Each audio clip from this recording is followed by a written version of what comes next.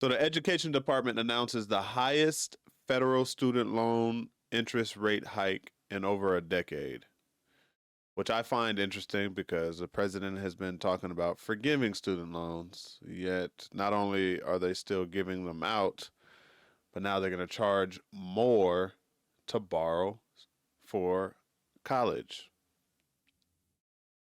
It's Ricky Rich with Black Primacy. Please don't forget to like, comment, subscribe, and turn on your notifications. Today for student loan borrowers. The Education Department announcing the highest federal student loan interest rate in more than a decade. Here to talk more about the impact of that news is Craig Bolanos. He is the CEO of the Wealth Management Group. Craig, thanks for being here. Yeah, Dawn, good to be with you. I mean, I thought college was already the avalanche issue in American financial planning. It just got a little bit worse this afternoon. Yeah, so tell us exactly what the Department of Education announced today so we're clear. Well, you know, there's 93% of all the student loans out there are federal student loans. And that means people are concerned when they're borrowing about what the interest rate is going to be. And that interest rate gets set every May based on 10-year Treasury rates. And without getting much into it, here's what people need to know. It's now going to cost the student a little more than 6.5% to borrow money. But mom and dad, those Parent Plus loans, which is how most people are getting it done, the interest rate for the upcoming 2024-2025 season is now going to be over 9%. That's right, now over 9%. That's a steep interest to pay to get junior to college. Do y'all understand how crazy, even 6%, 6.5%, how crazy that is from an interest rate perspective? 9% is just absolutely insane.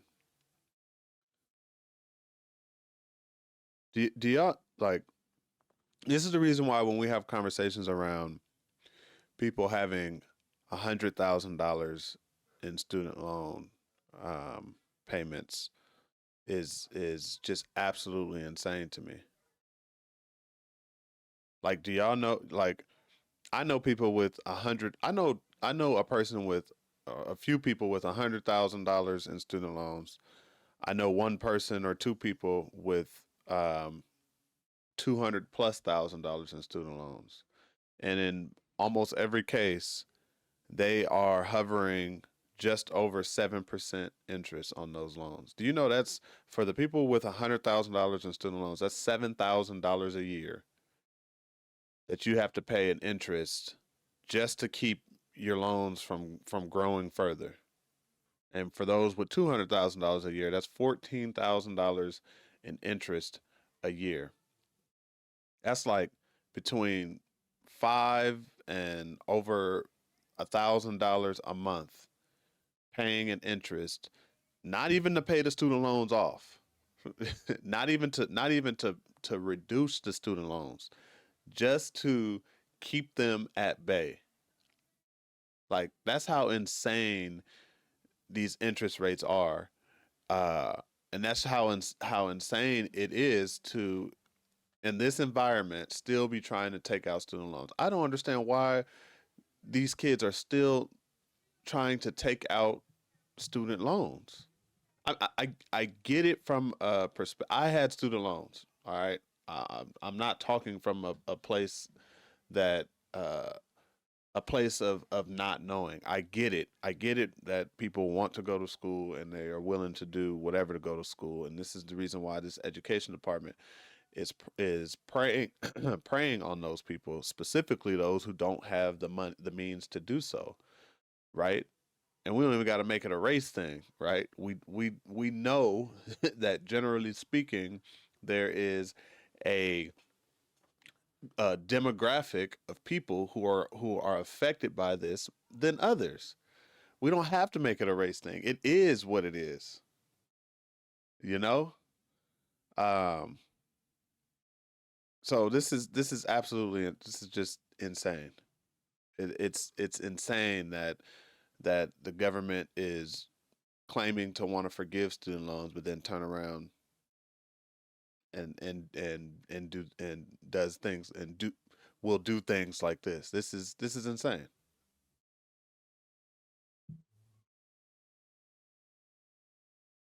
Yeah, and Craig, we know that grad students pay more than undergrads. You mentioned the 10-year Treasury note. You know, I looked it up today, 4.45%. I don't understand why the government's not going to pay me as much on a 10-year note as they're going to charge a student for a loan. Are there other influences when it comes to calculating that interest rate? You know, the student loan market is I'll tell you why they're not going to do that, because the people who are involved with getting 10-year notes are going to pay those notes off in most cases. That's why. That's why. I know it sounds ass backwards, but when it comes to enslaving people financially, you're going to do that with the folks that are less likely to pay it off. There's no money in making the 10-year notes, which people with money, right? Wealthy people are the ones doing those types of notes as investment vehicles. In that space, you want to entice those groups of people to put their money there. And by having high interest rates, you're not going to do that, right? Because those people are financially literate and are going to, in most cases, pay those, pay into those notes and they're going to be looking for a decent interest rate. When it comes to those that are borrowing for college who don't have the means to do so out of pocket, right? They don't even understand the interest rate concept, and they believe this false idea that they're going to run up the college tuition and pay it off when they get done, which almost never happens. Those are the ones that you want to have the high interest rates on and lock them into something for life. That's why. I mean, that's absolutely 100% why. Especially for what I call federal direct student loans, both to undergraduate, graduate, and parents, as you indicated, has long been affixed at the 10-year Treasury plus a spread. I guess there's a cost of doing business for the government to make college accessible to many. And now I just think with parents, especially at 9% Parent Plus loans, people are going to have to start being a lot more selective as to how they're getting their sons and daughter to college in the fall of 2024. Oh, goodness. So is there anything students and really parents can do to combat this? Sounds like there isn't. Well, Dawn, there always is. Hope springs eternal, doesn't it? I think it's awareness. It's you and I coming on TV today on the platform to make everybody aware that no one's borrowing at 2.7 to 5% like we were in 2020. The cost of borrowing have risen dramatically, just as the cost of everything else has gone up. And for those reasons, if we're going to be borrowing over a normal loan, which is 10 years to pay for college, we really start needing to shop and really take a look at private loans versus what I call public loans and make sure there's value in the way we're structuring education for our sons, daughter, and for ourselves as we try to slay this dragon that is the high cost of education. It sounds like you're saying we need to also just start earlier, really just looking into it. I think we do. I think preparedness is key. And it's really tough. You know, there were issues with the free application for federal student aid causing a lot of people to have delays in their offer from college.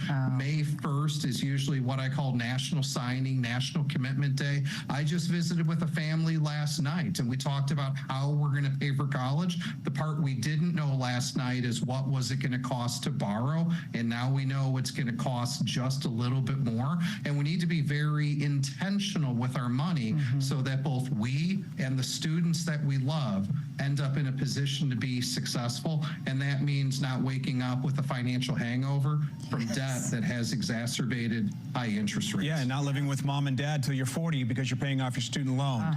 Awful. Good advice, Craig. Thanks so much. Appreciate it. No, I mean, I agree. I guess I sort of agree what they were saying. They wasn't really saying it bluntly, but at the end of the day, yeah, there's got to be some financial planning regarding college. Uh, we need to go to more affordable schools, and we need to work while we are going to school. College should not be a 4 year or 6 year party. It should be you should be working part time, right? So you can get some skills while you're in college, and you need to go to a school that's affordable, especially a in-state school. Work on some scholarships, um, but under no circumstance should you be running up the bag. And really, what I had I commented with someone on one of my previous videos about this, and I agree with them. Really, what needs to happen is people need to really understand their earning potential after they graduate college. They're you have to understand what people are making in your field when you come out of college, and if you are going to take loans, which I would be against in most cases because people don't know how to manage their money properly, right? If you know how to manage your money properly, you could actually take out student loans and get them knocked off, but people in most cases don't. So I don't even recommend taking out loans. But if a person were to take out loans, you need to figure out what it is that you want to do, how much it's going to cost you, and then figure out uh, uh, how much you're going to make when you get out.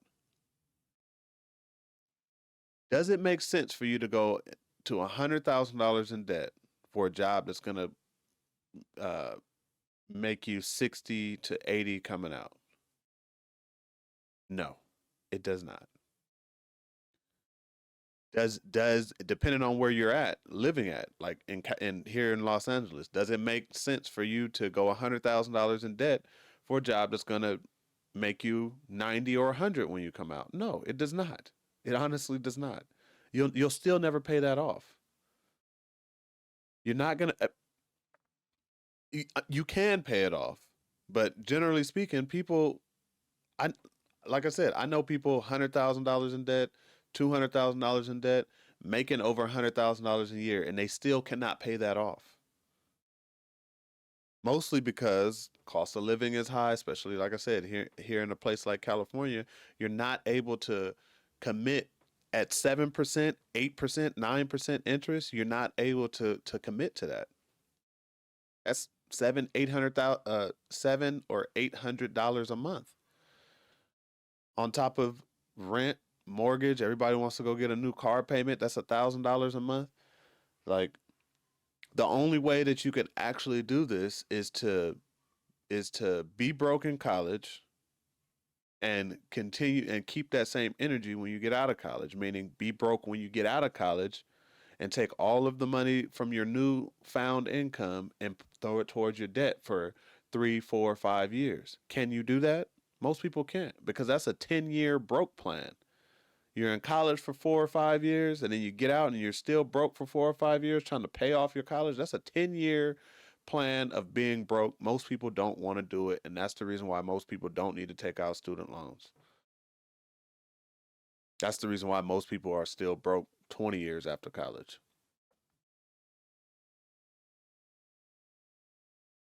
And the government is saying it right here in your faces, in our faces, that they're not going to forgive student loans. They're not going to forgive student loans. Biden is lying when he is saying he is going to forgive student loans. He's not going to do it, at least not for the vast majority of people that need it. Because think about it. Why would he do that without first cutting off the source of the problem, which is allowing student loans to 18-year-olds to be 17 and 18-year-olds to begin with? Why would he? Why? How much sense does that even make?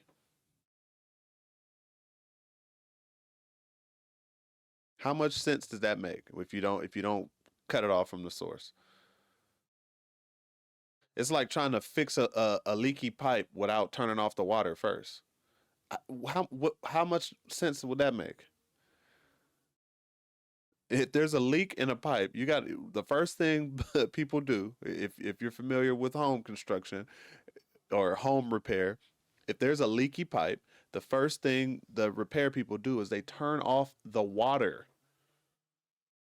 You're not going to sit up here and try to repair a pipe with the water still blowing out of it. That makes no sense. So student loan forgiveness is not happening, and with this update, we know it's solidified. It's not happening. It will be a crisis for God knows how long. So I hope you're all paying attention. I hope we are all paying attention. All right. Y'all let me know what y'all think. Y'all got student loans out there? If so, what you doing to get out of them? How long you been in your student loans? Again, I've had student loans. I've had student loans. I paid them off, and I vowed to spend the rest of my life trying to convince people to think differently about them. But I'm just one voice against the many. Y'all let me know what y'all think. It's Ricky Rich for Black Primacy. Please don't forget to like, comment, subscribe, and turn on your notifications.